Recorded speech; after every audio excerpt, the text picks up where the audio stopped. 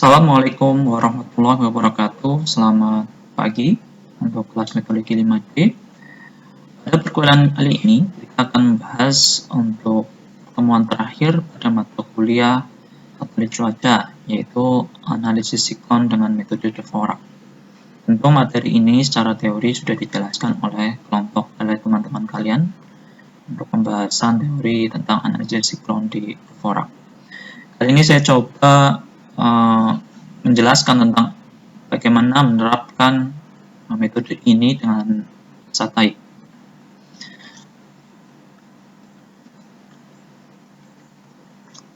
Untuk penjelasan pertama, bahwa teknik Dvorak ini sebenarnya adalah teknik yang sudah lama dikenal oleh para podcaster atau para prakirawan untuk mendeteksi kondisi siklon, ya, dimana berapakah untuk mengestimasi, tujuannya untuk mengestimasi kecepatan angin yang terjadi di wilayah siklon tersebut.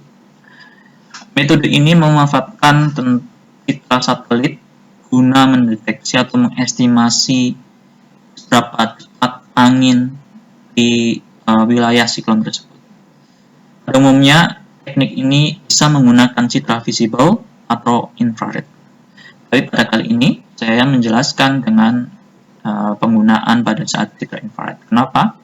Dengan citra visible tentu ada keterbatasan waktu. Meskipun citra visible bisa didukung dengan data citra near, tapi daripada terlalu banyak data yang digunakan, saya pastikan kita menggunakan citra infrared atau kanal 13. Untuk flowchart alur dari cara kerja metode ini sudah saya sampaikan minggu kemarin, ya, dalam PDF, di mana di situ terdapat sedikit perbedaan dalam menganalisis siklon dengan citra visible dan citra infrared. Tapi kali ini saya hanya bisa menjelaskan untuk citra infrared. Pada umumnya ya sama sih sebenarnya, cuma mungkin ada beberapa persyaratan, ada beberapa nilai yang berbeda antara satu citra dengan citra infrared dan citra visible. Tujuannya apa sih kita menganalisis Dvorak itu? Yaitu pertama untuk mengestimasi intensitas siklon dalam bentuk indeks ukuran intensity dari data satelit. Jadi tujuan kita mencari ukuran intensity, ya,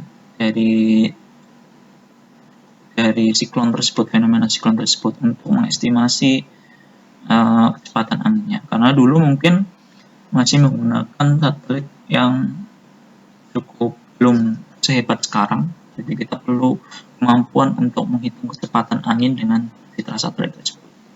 Dari nilai CI tadi dapat kita konversi untuk mengestimasi seberapa besar kecepatan rata-rata angin pada wilayah siklon tersebut, dan bisa kita konversi dengan kecepatan angin itu ke dalam kategori siklon yang terjadi di wilayah tersebut. Ya, yang ingin saya sampaikan pada pertemuan kali ini adalah skema infrared, ya, skema infrared. Jadi citra kanal yang digunakan adalah kanal 13 saja. Secara umum, prosedur umum dalam penentuan estimasi intensitas siklon itu, langkah pertama adalah teman-teman nanti akan menentukan, ya, cloud system center. Ya. Cloud system center itu apa? Cloud system center adalah di mana wilayah atau titik di mana pusat aliran massa udara itu bertemu atau berkumpul. Karena siklon itu kan mengumpulkan seluruh aliran massa udara menuju satu titik. Nah, titik kumpul tersebut yang kita kenal dengan cloud system center. Selanjutnya, setelah kita mengetahui cloud system center, teman-teman dapat menganalisis pola dari sabuk awan pada siklon tersebut, apakah seperti apa? Apakah itu bisa jadi groove band, shear pattern, A pattern, CDO pattern, atau embedded center pattern. Jadi masing-masing memiliki pola, dan perbedaan pola itu menentukan perhitungan pada estimasi kecepatan atau intensitas siklon yang terjadi, ya. Setelah semisal teman-teman dari langkah kedua ini nanti memilih salah satu ya berdasarkan tampilan citra yang tersedia pada saat kita melihat di aplikasi satelit ya.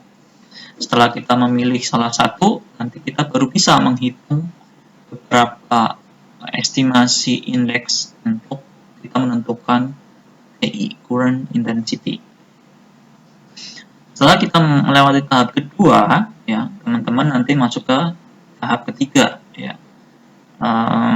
Pada tahap ketiga ini kita bisa mengestimasi time number dari perbandingan model pola yang mungkin sudah disiapkan pada aplikasi satelit atau dari PDF yang kemarin teman-teman dapatkan di Google Class. Setelah kita dapat tentukan model, tentu kita bisa menghitungnya ya, menghitung beberapa indeks. Sebenarnya indeks yang ingin kita tentukan yaitu ada beberapa sebenarnya, yaitu pertama DP, MET, dan PP atau pattern number. Nah, ketiga ini nanti akan bisa digunakan sebagai final T number. Final T number ini nanti kemudian bisa dikonversi menjadi menjadi current intensity atau CI tadi. Current intensity tadi baru bisa digunakan untuk estimasi kecepatan angin atau intensitas siklon yang terjadi. Setelah kita metode untuk menganalisis beda-beda. Ada yang menggunakan dengan PP, ada yang menggunakan dengan MET atau model expected T number. Cara untuk menghitung MET nanti kita akan pelajari, lalu pattern T number di mana kita memperoleh T number itu dengan membandingkan dengan beberapa model pola siklon. Nah, di situ kalau modelnya bentuknya seperti ini, nilai T number-nya sekian. Kalau modelnya seperti ini, T number-nya sekian. Jadi berbeda-beda model, berbeda nilai T number. Saat step 7 dan 8 1 sampai 6 selesai, maka kita menuju step 7 dan 8 dan 9 di mana kita akan menjelaskan atau menemukan nilai final T number yang kemudian dapat digunakan untuk menentukan current intensity number ya. Setelah dapatkan TI baru kita bisa menggunakan sebagai sebagai estimasi intensitas siklon yang terjadi. Oke, lanjut. Mungkin beberapa istilah yang nanti teman-teman akan dapatkan, jadi seperti LLCC, Low Level Circulation Center, di mana ya tadi pola sebaran massa udara akan berkumpul pada satu titik yang kita kenal dengan LLCC. Lalu Low Level Cloud Line, LLCLS, lalu selanjutnya Upper Level Circulation Center, ULCC, Central Dense Overcast atau CDO, dan Embedded Center. Selanjutnya Spiral dan Curvature, Central Cloud Cover ya, di mana Central Cloud Cover itu untuk siklon itu benar-benar bulat full, jadi tidak ada ekornya biasanya. Nah, itu yang kita kenal dengan Central Cloud Cover. Enhanced Infrared ya, salah satu tools yang bisa kita gunakan untuk menginterpretasi citra di satelit. Itu teman-teman ingat mungkin ada beberapa pilihan di satelit, mana salah satunya adalah IRR. Dan selanjutnya adalah convection. Nah, ini yang teman-teman nanti pasti akan bingung ya. Kok PT apa, MET apa, VT apa, TI apa gitu. Maka saya jelaskan di awal. Ya. Jadi teman-teman harus bisa pahami ini sebelum melangkah jauh biar nanti nggak tambah pusing. Kalau hanya melihat dari flowchart atau algoritma pada PDF yang kemarin saya share, tentu akan bingung sekali. Tapi coba pelan-pelan kita memahami tentang definisi masing-masing. Yaitu pertama adalah DT atau data T number yang menunjukkan estimasi intensitas siklon berdasarkan pola perawanan konvektif. DT ini bisa kita gunakan sebagai final T number. Nah, final T number nanti bisa kita gunakan sebagai current intensity ya. Selanjutnya sebagai pilihan lain untuk penentuan final T number adalah PT pattern ya. Kalau DT itu berdasarkan berdasarkan pola sabuk awan yang terjadi, sedangkan pattern dan number adalah coba mengcompare pola sabuk awan yang sekarang terjadi dengan sabuk awan model yang telah ditetapkan pada teknik Dvorak. Nah, dari model tersebut kita bisa mencari yang paling mirip untuk menentukan mana nilai yang paling mendekati.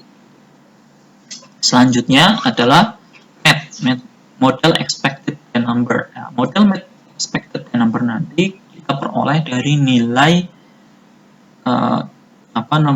fitra atau pola awan 24 jam sebelumnya. Tentu ada banyak perhitungan yang nanti kita akan jelaskan. Terakhir adalah penalty number. Penalty number yang merupakan intensitas siklon tropis pada suatu waktu yang dapat dipilih dari DT, PT, atau MET. Nah, aturan kapan PT digunakan sebagai VT, PT digunakan sebagai VT, atau MET digunakan sebagai VT nanti kita jelaskan di slide selanjutnya. Selanjutnya adalah TI. Ya. Kadangkala nilai VT itu sama dengan current intensity, kadangkala tidak. Nah, itu nanti kita akan jelaskan. Intinya, tujuan akhir kita adalah mencari current intensity yang nantinya kita bisa gunakan pada tabel yang tadi sebelumnya saya perlihatkan. Jika current intensity-nya sekian, maka kita dapatkan kecepatan angin rata-rata pada siklon tersebut. Oke, ini mungkin sebagian ya yang mungkin tadi teman-teman coba cek di PDF yang telah saya berikan beberapa langkah untuk analisis teknik Dvorak di fitra infrared. Ya. Pertama ya sama untuk menentukan pusat sistem awan ya, cold system center. Ya, ini penting karena nanti akan digunakan dalam untuk memperoleh nilai PT tersebut. Yang selanjutnya adalah kita dapat menganalisis pola awan ya, di mana terdapat beberapa pilihan. Apakah pola awannya groove band, apakah shear pattern, apakah polanya sudah ada matanya, apakah polanya sebenarnya sudah ada ekornya, CTO pattern, tapi belum terlihat mata, ya, mata siklon tersebut belum terlihat. Nah, kira-kira mana? Milih salah satu di antara ini. Jika ternyata polanya mirip groove band pattern, maka ikuti langkah yang groove band pattern, di mana dia cukup mencari nilai DT.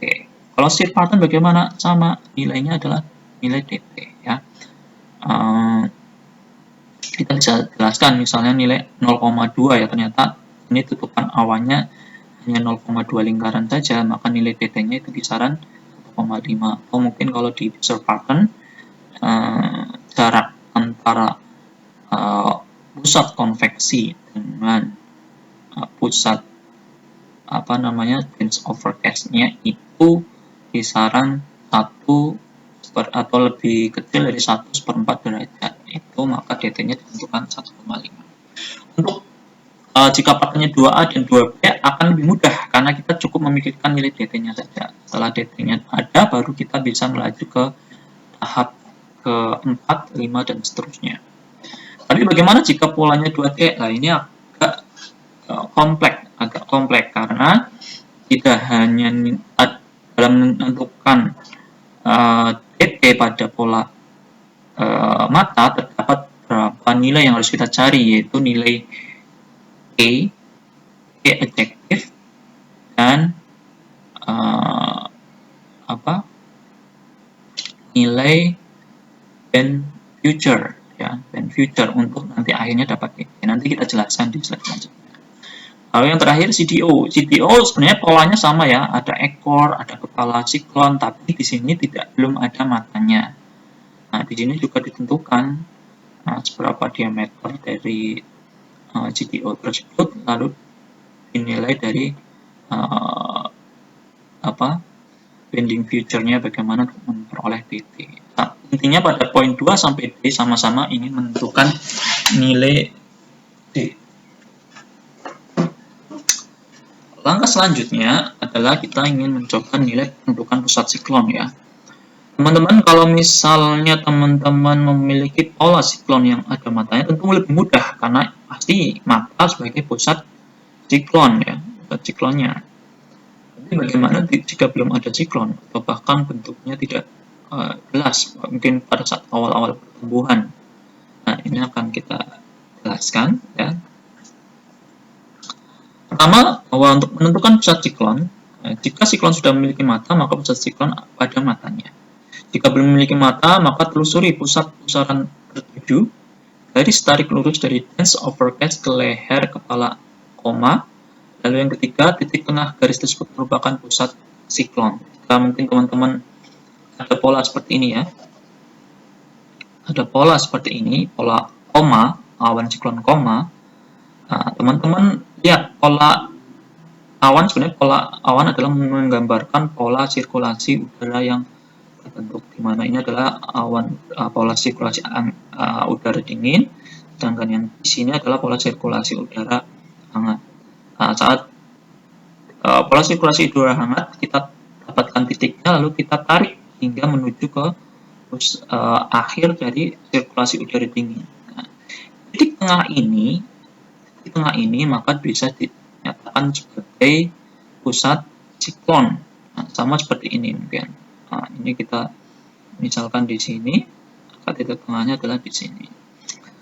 Bagaimana dengan pola yang mungkin ini pola apa namanya tadi sebelumnya? Bukan, ini kalau embedded itu tetap ada terlihat ekornya, tapi ini ekornya hampir tidak terlihat, ya seperti lingkaran, hampir seperti lingkaran. Ini pola sisi ya. Pola sisi ini kita dapatkan tentukan pusatnya saat di tengah tiba-tiba terdapat warna dari awan yang berbeda sendiri atau warna yang lebih rendah dibanding warna dominan di wilayah tersebut. Misalnya ini kan warnanya warna gelap ya, tiba-tiba ada warna yang abu-abu di sini, maka ini bisa dipastikan sebagai pusat siklon. Ya, untuk pola awan itu kan ada beberapa macam, yaitu curve band, ada shear pattern, ada A pattern, ada embedded central pattern, ada central cold cover. Nah, yang ini tadi bentuk seperti central cold cover. Kalau ini seperti apa namanya curve pattern ya, koma curve pattern. Shear pattern nanti kita bisa lihat. Pertama mungkin akan menjelaskan tentang metode curve band ya. Dan pattern ya, dimana bentuknya sebenarnya menjurus ke bentuk koma ya, bentuk koma. Untuk nilainya belum ya, untuk nilainya saya belum tampilkan. Intinya untuk nilainya bahwa teman-teman nanti dalam menentukan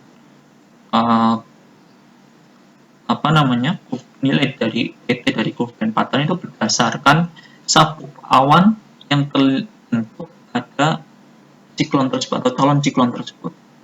Semakin banyak awan yang melengkung di sini atau mendekati lingkaran penuh, maka nilai DT-nya akan semakin tinggi ya. Ini sebenarnya nilai DT-nya di bawah ini, di sini nilai DT-nya ini.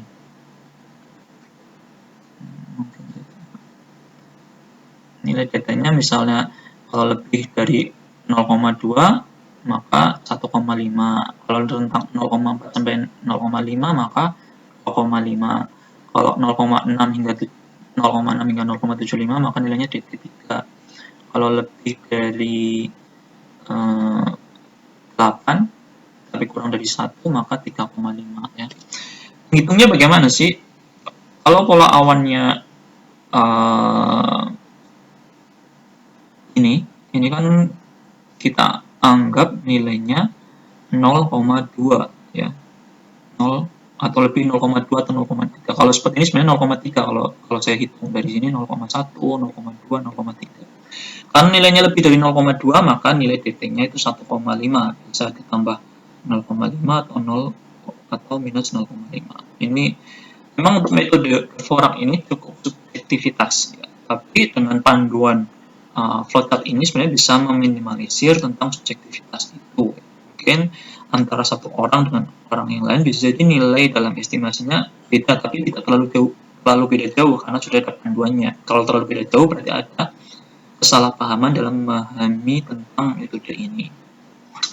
Lalu ini misalnya nih, ini 2,5 kan, nilainya 0,4 hingga 0,5 ya, kita bisa hitung 0,1, 0,2, 0,3, 0,4, 0,5 ya, 0,5 pas. Nilai DT-nya 2,5. Saat ini berarti nilainya kisaran 0,6 hingga 0,75, maka DT-nya 3,0. Nah, dari pola ini, misalnya kita contoh nih, teman-teman. Nah, misalnya kita contoh adalah pola ini ya. Kita lihat pola sabuk yang dominan saja yang terlihat. Yang tipis-tipis tidak terlalu kita perlu perhatikan sebenarnya ya. Kita tinggal memilih saja dari titik ini kisarannya berapa. Misalnya ini kita mulai dari titik sini 0,1 dari titik kayaknya sepertinya sampai sini aja nih komanya 0,1, 0,1, 2, 0,3, 0,4, 0,5, 0,6, 0,7, 0,8. Di sini sebenarnya ada sisa sedikit, maka ditambahin 0,05 jadi 0,85. Ini nilai DT-nya ya. Nilai tersebut pun bisa lebih dari 1 ya. Jika lebih dari 1 bisa nilainya lebih dari 4 nilai DT-nya. Selanjutnya, jika bentuknya shear pattern ya, shear pattern itu belum terlihat seperti koma, dia seperti ada kumpulan awan besar dan sebenarnya terlihat pusatnya dari pusaran awan yang menuju ke satu titik tersebut. Shear pattern ini dihitung dari jarak pusat pusaran tersebut menuju awan yang kumpulan awan yang tebal di sekitarnya. Jadi titik ini menuju ke titik ini. Nah, jika jaraknya kurang dari 1/4 derajat, maka DT-nya 1,5. Jika kurang dari 3/4 derajat, maka DT-nya 2,5. Jika kurang dari 1,5 derajat, maka nilai DT-nya 3. Jika kurang dari 1/3 derajat, maka DT-nya 3,5. Jadi semakin dekat dengan pola konvektif, ini sebenarnya pola konvektif ya, pola konvektifnya, maka nilainya semakin besar untuk yang shear pattern ya. Tapi apakah semua ini harus dianalisis Pak? Tidak. Jadi kita tentukan ini polanya apa dulu. Apakah itu curve band, apakah itu shear pattern, ataukah ada matanya, ataukah dia cuma CDO, bentuk koma tapi tidak ada matanya. Tentukan dulu ini apa. Setelah menentukan pusat awan tersebut. Nah, ini adalah contoh menghitung DT pada pola curve band, lalu ini shear pattern ya. Untuk pola shear pattern ya, kita akan tentukan titik LCC-nya ya. LCC-nya tentu dilihat dari sebaran awan. Mungkin teman-teman harus membutuhkan data sebelumnya agar bisa terlihat ini pola awannya menuju ke titik ini loh. Nah, dari titik ini nanti teman-teman perlu tarik ke garis yang terlihat ada konveksi terdekat ya. Untuk yang menggunakan infrared bisa kita seleksi dengan menggunakan warna gray ya. Teman-teman mungkin masih ingat lah di misalnya EIRC atau EIM, kita bisa merubah warnanya ya sesuai kebutuhan. Misalnya kita yang seleksi cuma awan DG saja ya, tinggal kita klik saja di DG, berarti kita bisa terlihat mana yang berpotensi awan DG.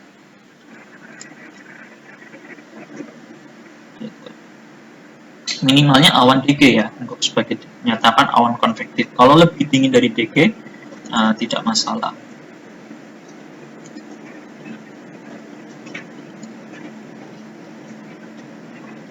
Seperti ini pusaran awannya, lalu kita bisa hitung jaraknya itu kisaran 70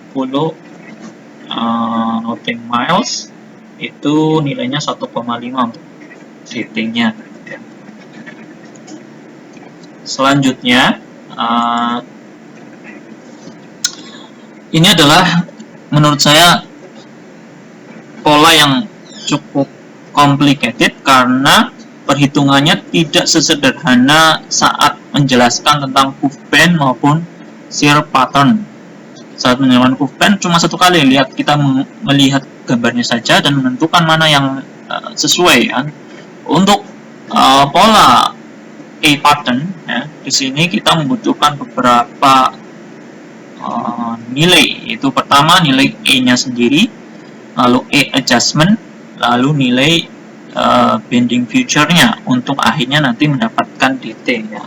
Yang pertama mungkin perlu dilihat bahwa untuk T-number-nya dulu, apakah untuk T-number 24 jam sebelumnya sudah lebih dari 2 ya. Jika lebih dari 2, maka kita bisa lanjut proses ini. Tapi jika tidak, maka kita bisa pindah ke proses kedua atau 4 ya, atau ke proses keempat. 4 yang ini. Pilihannya seperti itu. Kalau nilai T number-nya dikurang dari 2.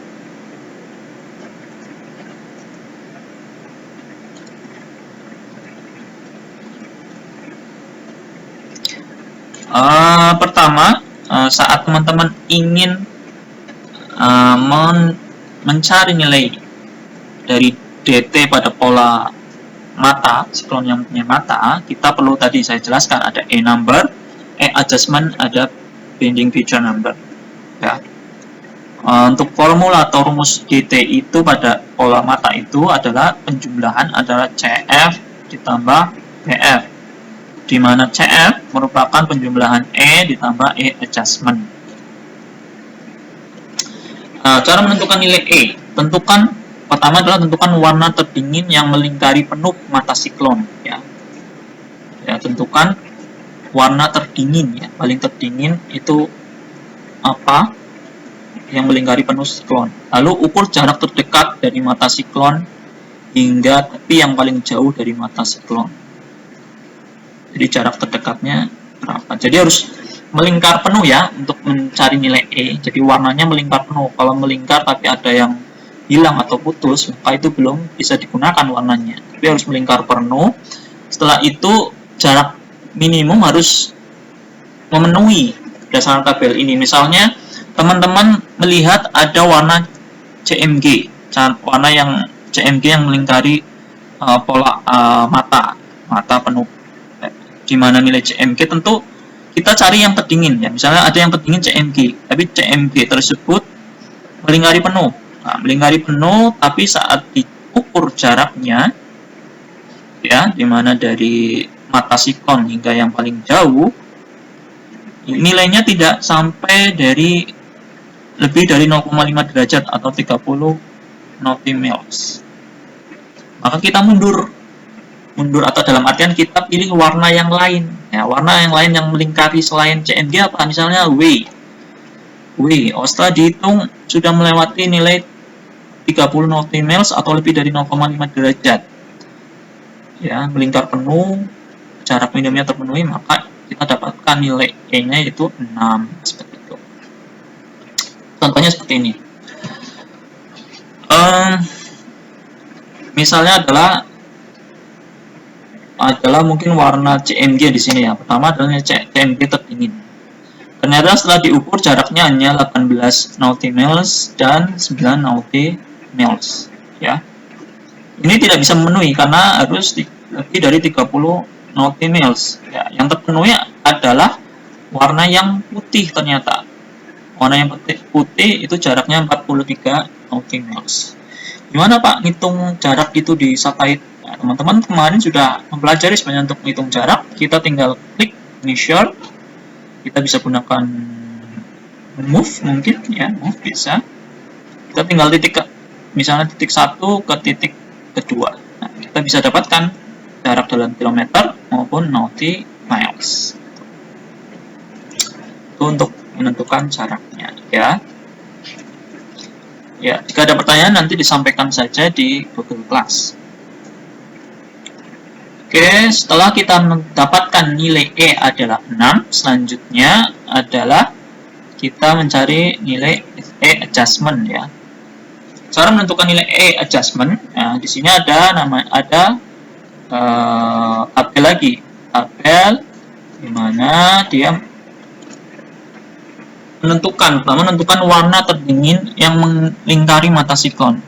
Nah, untuk yang kali ini, untuk E adjustment, ini tidak perlu melingkari penuh. Ya, asal itu melingkari tidak masalah, tapi tidak penuh masalah. Yang kedua adalah menentukan warna terhangat pada mata siklon tersebut ya. Jadi yang melingkari mata siklon, bukan mata siklonnya, tapi yang kedua ini warna terhangat mata siklon. Yang pertama, warna terdingin yang melingkari mata siklon tidak harus melingkari penuh. Yang kedua, menentukan warna terhangat pada mata siklon. Lalu selanjutnya yang ketiga adalah tentukan adjektif dari tabel tersebut. Jadi membandingkan, misalnya teman-teman terdapat nilai yang terdingin ya, yang melingkari mata siklon tapi tidak penuh, nggak masalah. Misalnya ketemu nilai white ya, white. Dan untuk mata siklonnya ternyata suhu yang terendah white juga. Nah, berarti nilai adjustment-nya adalah -1 ya. Nah, untuk mendapatkan nilai CF adalah kita menjumlahkan E number dengan E adjustment. Contohnya seperti ini. Ya, pada gambar ini sebetulnya bahwa warna yang terdingin adalah CDG atau cold dark gray ya, untuk nilai yang melingkari penuh. Cuma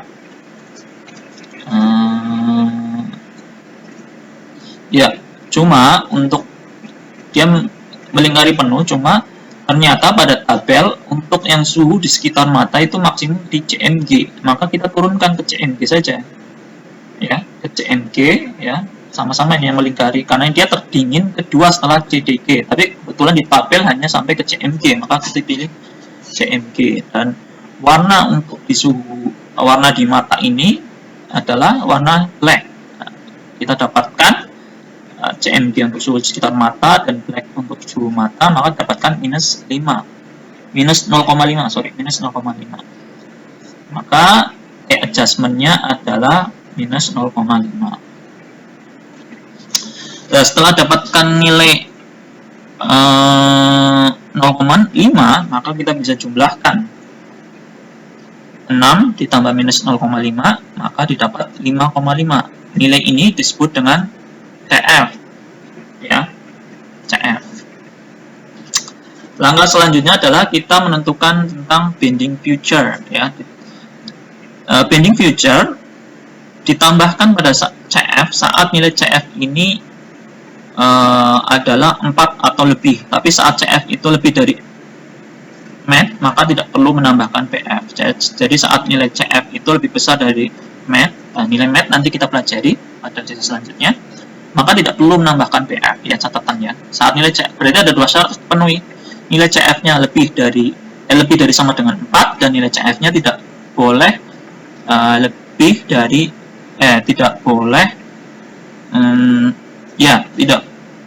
tidak boleh lebih dari MET, maka kita bisa tambahkan dengan bending feature number. Untuk bending feature number ini, sabuk awan harus melingkari seperempat bagian dengan warna MG atau lebih dingin ya, bisa warnanya MG, asal syarat minimumnya adalah warna MG ya. Sabuk yang ini adalah warna MG, dan aliran udara masuk ya, biasanya di sini itu minimal berwarna DG atau lebih panas lagi, atau lebih panas. Setelah kita dapatkan CF dapat, bending feature dapat, maka kita dapat menentukan DT dari pola mata untuk siklon. Ya, tadi kita dapatkan nilai CF 5,5, sedangkan PF-nya 0. Kenapa? PF-nya 0 karena dia tidak ada yang sesuai di antara ketiga ini, karena pola ini tidak terlihat ada ekornya ya, ekornya tidak terlihat ada pola udara panas yang masuk ya di sini, di sini atau di sini tidak ada sama sekali yang mengikuti, maka bending feature number-nya 0. Selanjutnya adalah embedded center pattern, di mana teman-teman nanti ketemu pola koma tadi seperti pola mata tapi tidak ada matanya ya. Perhitungan ini digunakan saat final T number 12, data citra 12 yang lalu itu lebih dari sama dengan 3,5. Saat lebih dari 3,5 maka kita bisa menggunakan perhitungan ini, di mana pusat siklon yang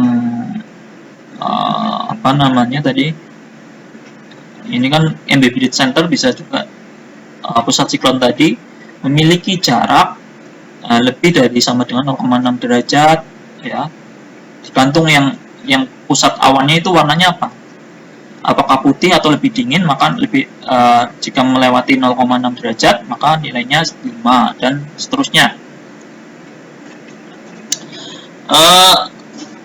Jika ternyata tidak ada pola yang masuk di 2A hingga 2D ya, kita bisa menggunakan langkah ketiga, yaitu CCC ya, dimana tadi pola yang awan siklon tapi tidak ada ekornya.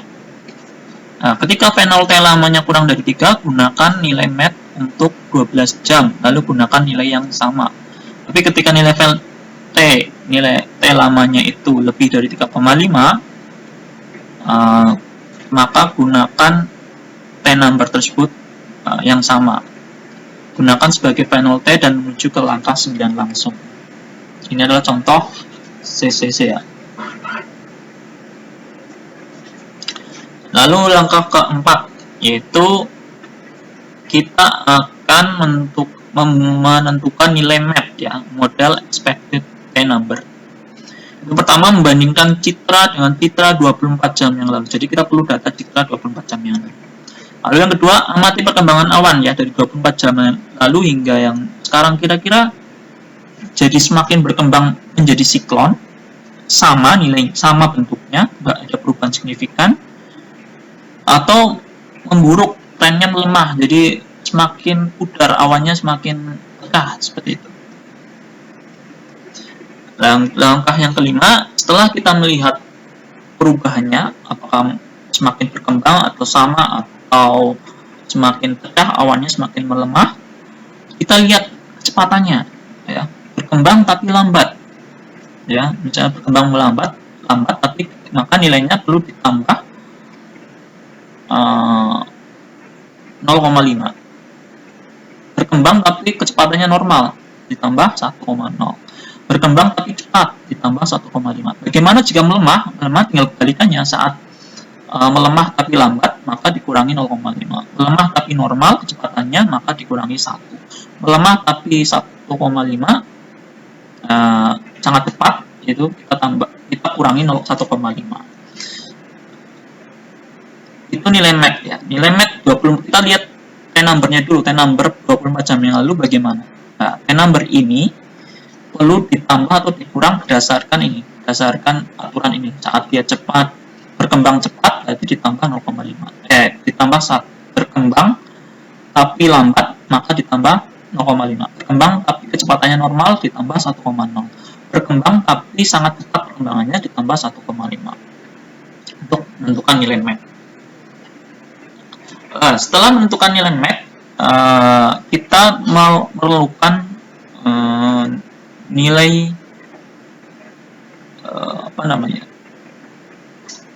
MET di adjustment ya.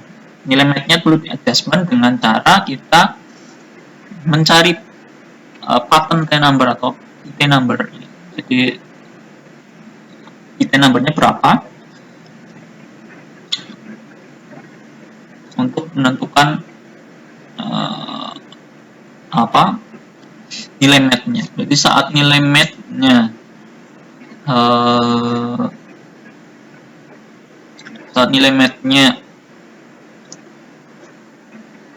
kurang dari PT number ya, maka kita tambah untuk nilai MET-nya.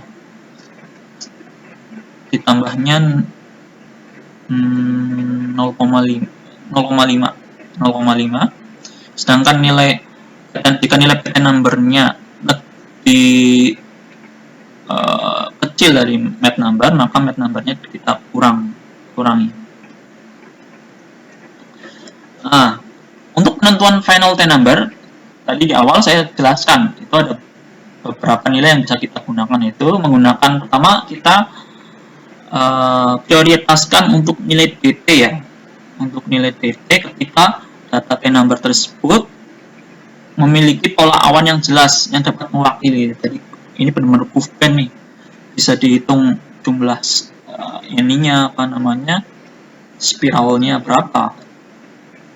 Tapi saat pola awannya nggak terlalu jelas GoofBand atau apa, kita bisa menggunakan pola kedua PT ya, patternnya dari polanya, patternnya yang mana yang mendekati. Tapi saat DT dan PT polanya nggak yakin ini sama persis, maka baru menggunakan yang ketiga, yaitu map. Batasan panel t-number, nilai t-number pada tahap awal pertumbuhan itu 1 atau 1,5.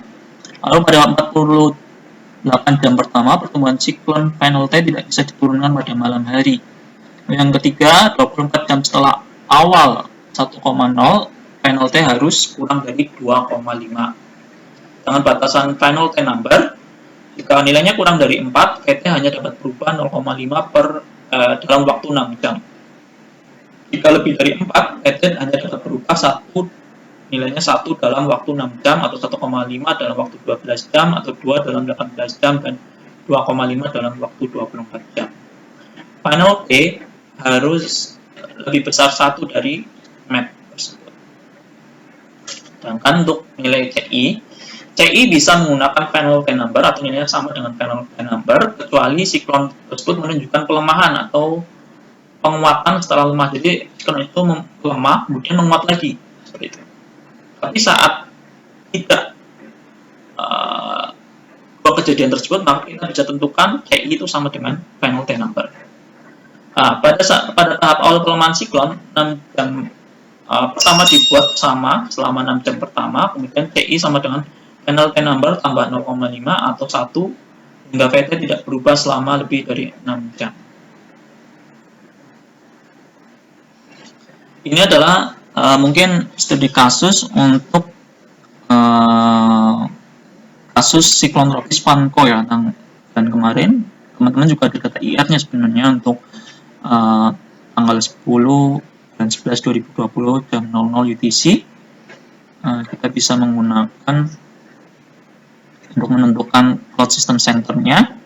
Mana tadi kita lihat titik pertemuannya di mana, ya, di mana aliran panasnya ke sini, maka titik tengah dari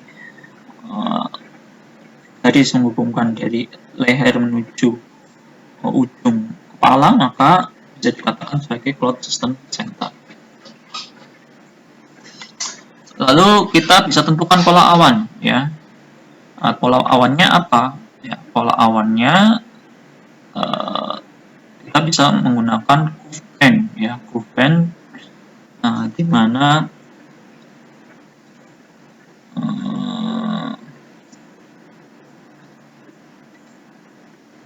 kita bisa gunakan GoofBand, ya, dengan panjang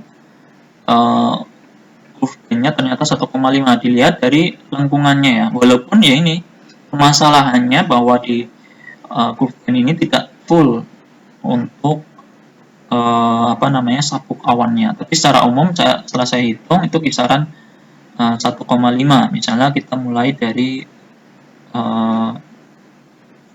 sini ya, 0,1, 2, 3, 4, 5, 6, 7, 8, 9, 1, 2, 3, 4, 5 ya, kurang lebih 1,5 dari pola awan tersebut. Dan untuk GoofBand 1,5 nilai dt-nya adalah 4,5. Sebenarnya di sini dijelaskan ya, jika nilai n-nya lebih dari 1, kita bisa menggunakan yang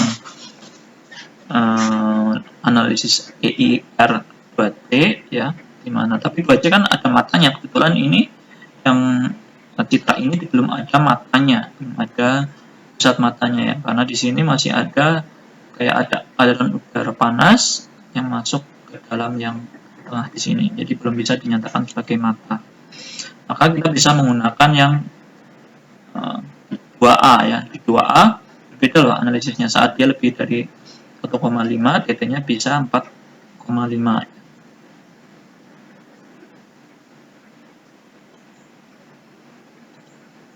Ya, kita sudah dapatkan untuk dt pola curve band, walaupun pola curve band-nya tidak terlihat, dan saya ragu, maksudnya dalam artian tidak terlihat curve band banget ya. Nah, untuk warnanya kita batasi untuk LG. Selanjutnya adalah kita ingin membuat nilai mat ya. Setelah dt dapat, kita menentukan analisis time number 24 jam yang lalu seperti apa. Kira-kira dari animasi ini tentu bahwa perkembangan awannya tentu berkembang ya, tidak melemah atau sama, berkembang, semakin terlihat pola siklonnya. Ini apakah cepat, lambat atau normal? Tentu normal karena butuh waktu kisaran 24 jam. Kalau misalnya mungkin selama 6 jam tiba-tiba sudah ada matanya, itu mungkin termasuk bagian dari cepat. Sekali lagi, untuk analisis ini termasuk kelemahannya adalah subjektivitas yang masih mempengaruhi, tapi seharusnya tidak berbeda jauh ya, karena sudah ada panduannya. Nah, ini data citra 24 jam sebelumnya, ternyata polanya masih shear pattern ya, shear pattern di mana jarak ini adalah pusat, kisarannya ini adalah pusat pusat aliran udara masuk di sini, dan jarak dengan ini untuk awan yang konvektif ya, jaraknya itu kisaran 87 km atau 3/4 derajat. Lebih jaraknya itu antara 3,4 derajat hingga 1 derajat. Maka time number-nya 24 jam yang lalu 1,5. Nah, nilai 1,5 ditambah 1 ya. 1 ini karena dia berkembang tapi normal ya. 1,5 tambah 1 jadi 2,5. Setelah kita menentukan mat-nya 2,5, kita bisa menentukan pt number-nya, pattern number-nya. Pattern number-nya mungkin kalau dilihat dari sini ini ya kayak angka 9 sebenarnya. Sebenarnya paling mirip yang PT5 ya dibanding yang lain. Ya, karena ini sudah ada ekor, kepala, dan sudah semakin bulat, pokoknya kepalanya semakin bulat, maka saya tentukan ini adalah PT-nya 5. Nah, PT-nya 5. Jika nilai mat kurang dari PT, maka mat-nya ditambah 0,5. Jadi 2,5 tambah 0,5 itu sama dengan 3. Ya. Nah, setelah kita dapatkan nilai DT, mat, dan PT, bahwa DT itu sama dengan 4,5, mat 2,5, PT 5,0, maka saya pilih PT sebagai penalty number karena paling mendekati pola daripada DT ya. DT tadi masih ada pola awan yang terputus ya, dimana sabuknya tidak utuh dari ujung ke kepala. Jadi saya nyatakan saya menggunakan PT 5,0. Karena polanya terus berkembang ya sampai 24 jam seterusnya, maka saya tentukan penalty number itu sama dengan current intensity, di mana sama dengan 5, maka estimasinya angin 155 km. Ini dapat dari mana? Dari sini teman-teman. Ya, saat kita tentukan current intensity-nya 5, maka rata-rata anginnya itu 150 km per jam, dan dia masuk bagian kategori 3. Bagaimana? Dan saya verifikasi hasilnya. Untuk verifikasi hasilnya,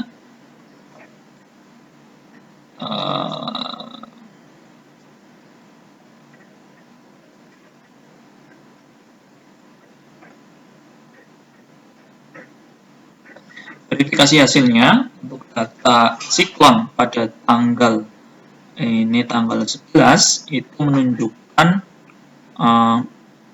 untuk siklon Famco itu kecepatan anginnya 148 km per jam ya. Ya nggak beda jauh lah, beda berapa gitu kan.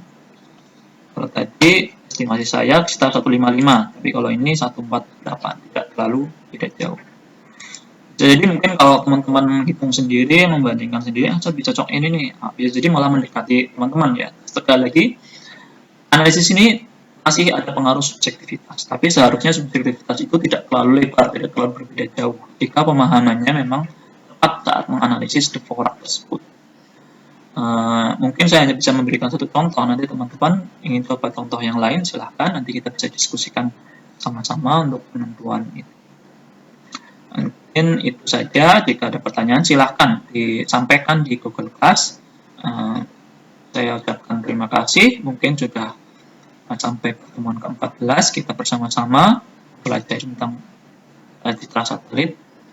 Saya mohon maaf mungkin banyak materi yang belum tuntas saya berikan, tapi paling nggak ini bisa maksimum untuk mengantarkan teman-teman nanti menjadi prakirawan.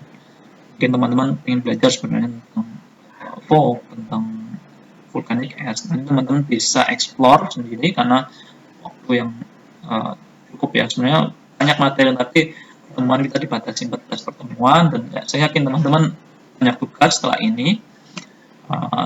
Siapkan dengan baik untuk cross project-nya. Untuk waktu mungkin nanti akan saya infokan segera kumpulannya. Sekian, Assalamualaikum warahmatullahi wabarakatuh.